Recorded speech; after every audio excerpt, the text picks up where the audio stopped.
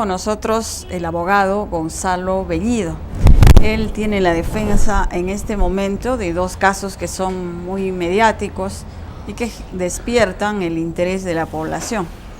Es abogado de Helen Aizcorbe, acusada de extorsión por el alcalde de Vítor, y también recientemente ha asumido la defensa de Rosario Ponce. ¿Es así? Buenas noches, Gonzalo. Buenas noches, es así. Un saludo antes que todo a todos los clientes.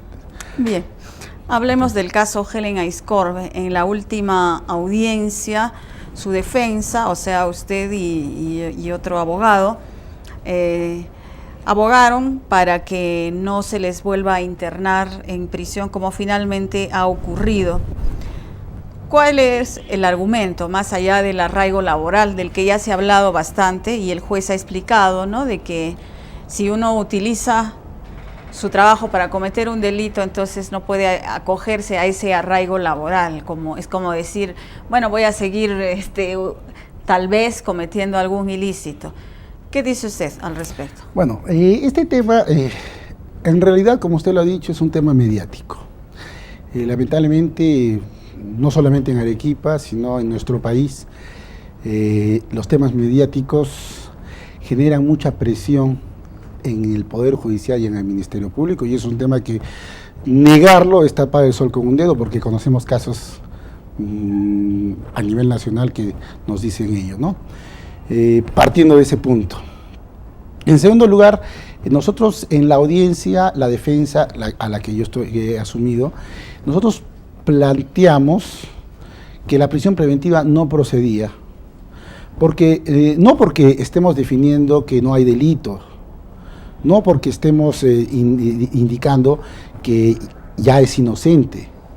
Nosotros, al margen de estar convencidos de que no hay delito y que es inocente, nosotros no le decimos eso al Poder Judicial, porque en una prisión preventiva lo que se valora... Eso se va a ver más adelante. Es un tema que se va a ver en la investigación. Lo que se valora es si hay peligro de fuga o que obstaculice... Sí, efectivamente. Pero yo no quiero dejar de lado lo del delito.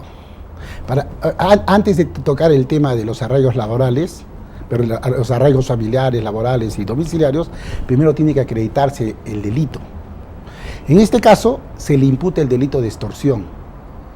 La defensa postula que ese tipo penal no se materializa. Y no se materializa por una sencilla circunstancia. Es que no hay amenaza. Es decir, la amenaza no es idónea. Para que se materialice la amenaza, tiene que haber la posibilidad de que ésta pueda ejecutarse, se pueda materializar. Los delitos de extorsión son graves porque en realidad, cuando una persona amenaza a otra, hace que esta persona pierda su autodeterminación personal, bloquea su autodeterminación. Claro, y en este caso ¿no había amenaza? No. ¿Por qué? ¿Por qué? Porque por dos razones fundamentales. Porque la presunta víctima ya sabía que eso era mentira. Sabía que la Contraloría no tenía ninguna investigación en su contra. Sabía que la Contraloría nunca lo iba a intervenir. Sabía que Helen lo quería engañar. Eso es clarísimo y eso está probado, es un hecho que está probado. Él sabía eso. Pero esa prueba no se admitió, ¿no? No, esa es una prueba, pero al margen de esa prueba que existe está la propia denuncia. En la propia denuncia, en el acta de denuncia y en su propia declaración, incluso yo lo digo porque esa es la pregunta que yo le hice en su primera declaración. Le pregunté, ¿usted tenía algún temor en relación a que Contraloría lo intervenga? Y él contestó, no, porque yo tenía mi gestión completamente ordenada. Bueno, pero si él lo sabía o no lo sabía, ¿eso no disminuye la responsabilidad o el dolo o el mal proceder de su clienta? Sí, ¿no? Pero no estamos hablando... Porque ella no sabía si él sabía o no sabía. No, o sea, no estamos hablando... El actuar de ella era doloso. Eso no está en discusión. O sea, el tema en una prisión preventiva, como le digo inicialmente, no está en discusión si hubo o no hubo delito. La discusión está en la calificación del tipo penal. O sea, usted se acepta que hay delito. No, el tema es que no... No. Yo digo que en la prisión preventiva lo que se discute es la calificación del tipo penal de extorsión. Pero acá en la audiencia ya no se discutía si había o no había delito. Para el juez lo hay, para quienes han escuchado los audios lo hay. Lo que se estaba discutiendo es si era extorsión o estafa, y eso iba a influir por la gravedad del delito. En una prisión preventiva, en la prognosis de la pena. No, porque en un delito menor la pena no supera el mínimo necesario que se requiere para que proceda una prisión preventiva. ¿Y usted está de acuerdo con eso? Es decir, para los que no somos abogados y lo están escuchando, dicen, bueno, es que hay un criterio técnico legalista, ¿no es cierto? Pero lo que todo el mundo dice, ¿qué es esto? Esto no puede estar ocurriendo. Bueno, ha ocurrido. Entonces, ¿merece sanción? Sí. La gente apoya, digamos, es en la medida del juez. Eso también lo habrá sentido, ¿no? Lo que pasa es lo siguiente, ¿no? Mire, su apreciación es correcta, como ciudadano común y corriente que es usted, ¿no es cierto? Ni siquiera la pongo como periodista, lo digo como ciudadano común y corriente que es usted, su apreciación es correcta. Pero no nos olvidemos que nosotros vivimos en un Estado de Derecho, y en el Estado de Derecho el Poder Judicial y la Fiscalía están en la obligación de demostrar la responsabilidad. En una audiencia de prisión preventiva, que es una audiencia preliminar, no se discute esa responsabilidad. Ese no es el tema. El tema es si concurren los presupuestos para que esa investigación se realice estando la investigada en el penal. Bueno. Y no se olvide de algo más importante. La prisión preventiva, no solamente en el Perú, sino a nivel mundial, en todos los países democráticos y de Estado de Derecho, es una medida excepcional. Excepcional, no es una medida normal, común y corriente, es excepcional, ¿no es cierto? Por eso pero usted admitirá también que es excepcional, correcto, pero este hace un caso muy escandaloso, entonces eso ya le da un carácter de excepcional, entonces, ¿no? Por eso le digo, lo que usted me quiere dar a entender, que como es un caso escandaloso, es un caso mediático. Como es un caso mediático, tiene que ir al penal. Porque es escandaloso. Y por eso tiene que ir al penal. ¿Y qué quiere decir escandaloso en términos la calificación comunes? Grave, asombroso, que a la gente le indigna. Yo sé, ¿no? que sí, son temas que generan de repente una exaltación social. Y eso lo reconozco, lo reconocemos todos, los ciudadanos comunes y corrientes lo conocemos, pero no se olvide que nosotros en el Poder Judicial nos despojamos de todas esas susceptibilidades y lo único que hacemos es trabajamos, los abogados, los fiscales y los jueces, aplicando la ley. Cumplen su rol también, ¿no? Y cumplimos el rol. En el caso suyo, la defensa. La defensa cumple el rol, pero invocando la ley. Yo no le voy a decir al juez porque no me va a hacer caso. Pero la ley tiene interpretaciones. Por eso, pero yo no le voy a decir al juez porque el juez no me va a hacer caso si le digo, ¿cómo va a mandar a esta señora que es una madre de familia, tiene su hija enferma y esto? No la puede matar, la naturaleza. El juez me va a contestar, él va a hacer respetar la ley. Si los presupuestos procesales se dan.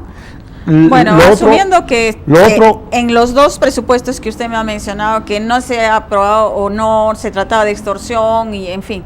Pero el tercer elemento, que es el del arraigo, ese sí quedó descartado, o con el argumento del juez, ¿o no le parece? Mire, yo sé que ustedes han asistido al proceso, sé que usted tiene una buena información al respecto, y por tanto debe saber que tanto el arraigo familiar como el arraigo domiciliario han sido acreditados.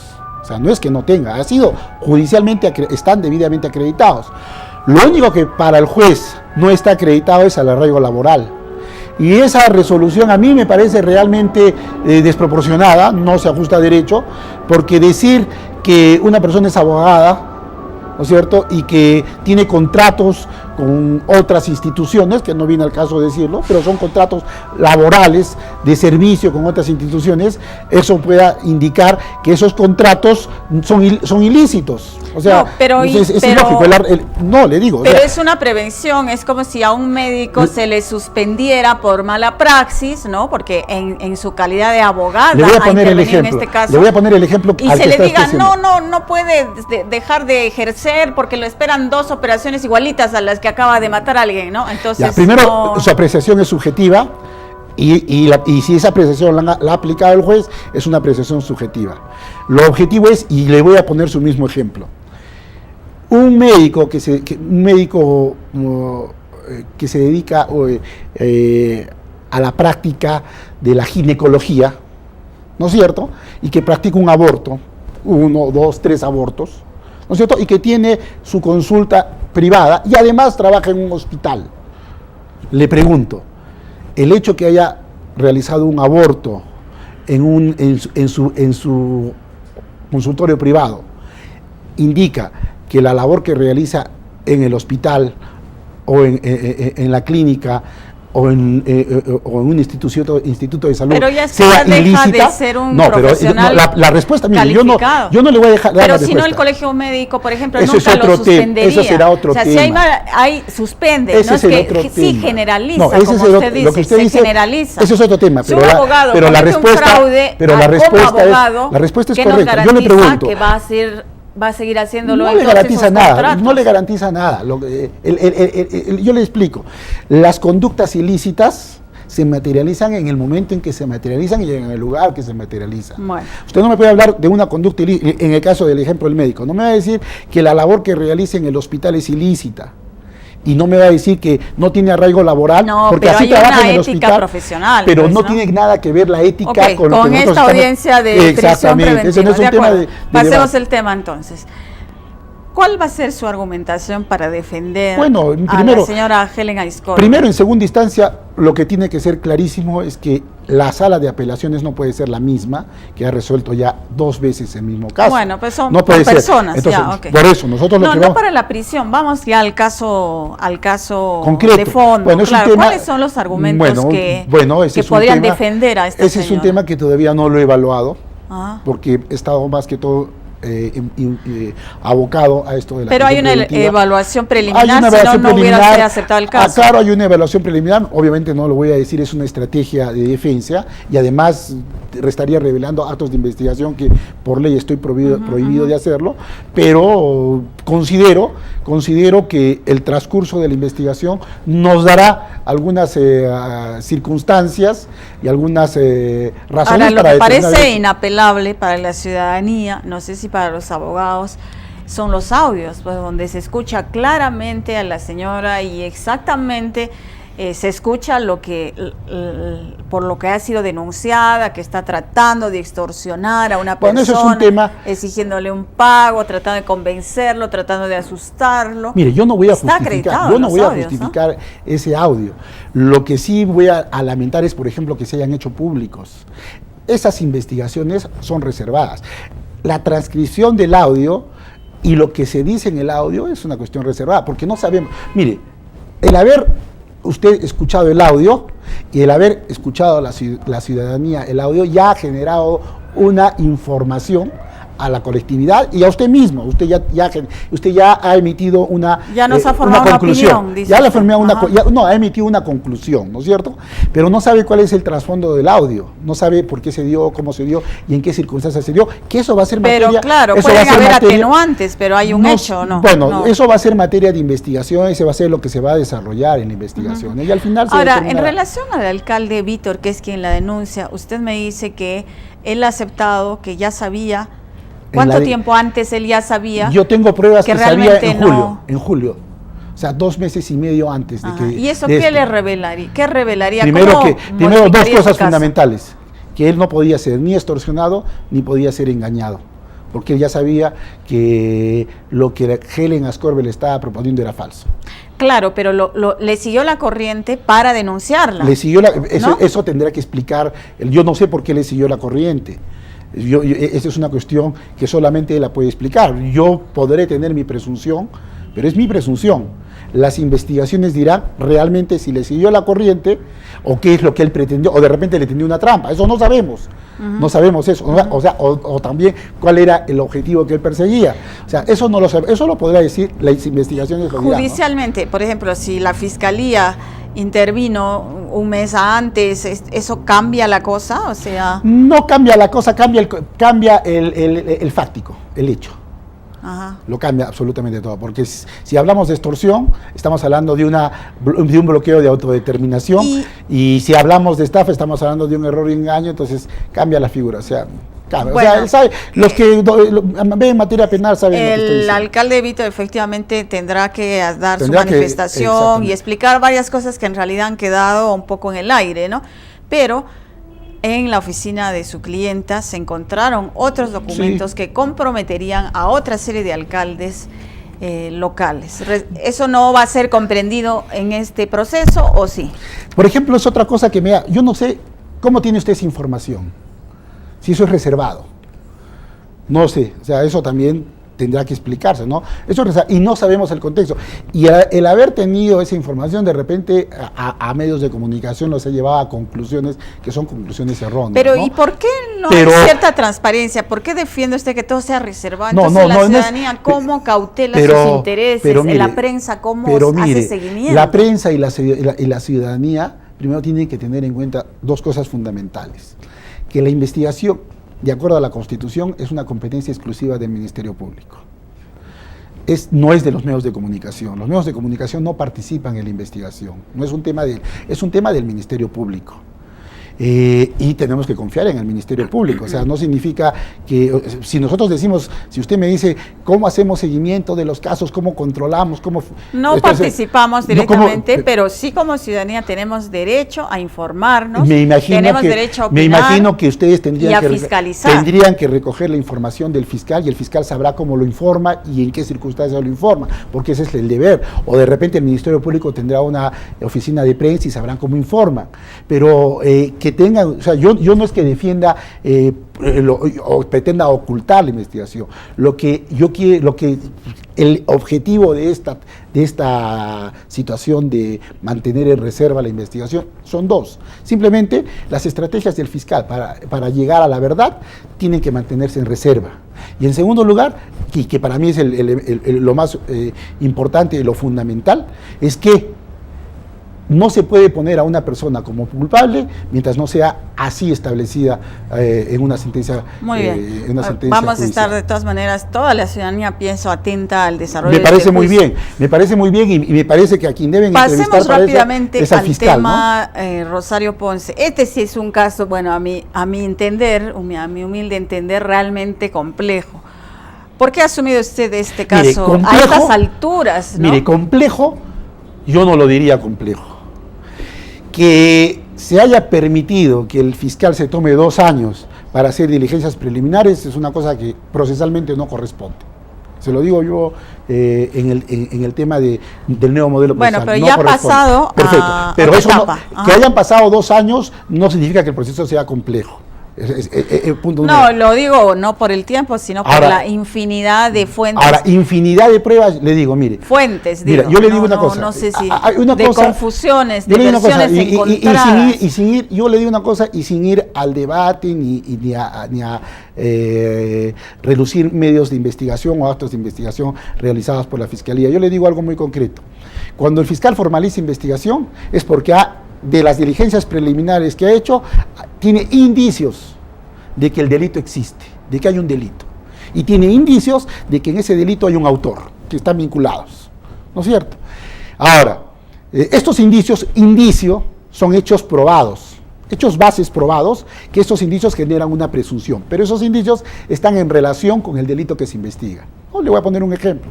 En un homicidio encuentran una pistola y se verifica que en esa pistola salió la bala que ocasionó el homicidio.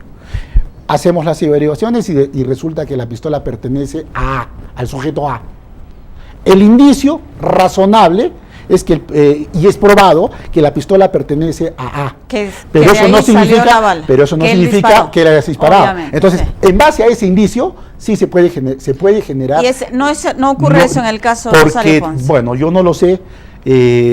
Ya hay una diligencia que hemos planteado que se llama una excepción de improcedencia de acción, donde nosotros en una audiencia judicial. Va a plantear que no existe. En una audiencia judicial ya hemos planteado una excepción de improcedencia de acción, y en esa excepción nosotros postulamos que no hay delito.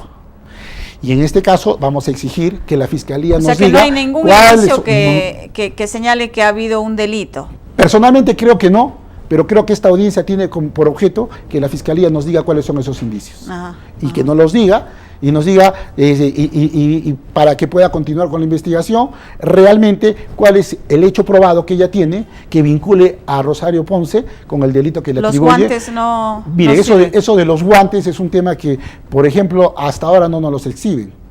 Acabo de venir de la Fiscalía pidiendo que se haga una exhibición de los 3 guantes, ¿no es cierto? Porque se habla de 3 guantes. Queremos verlos, porque en las investigaciones nunca se han hablado de 3 guantes. Se habló de un guante que se encontró en la mano izquierda.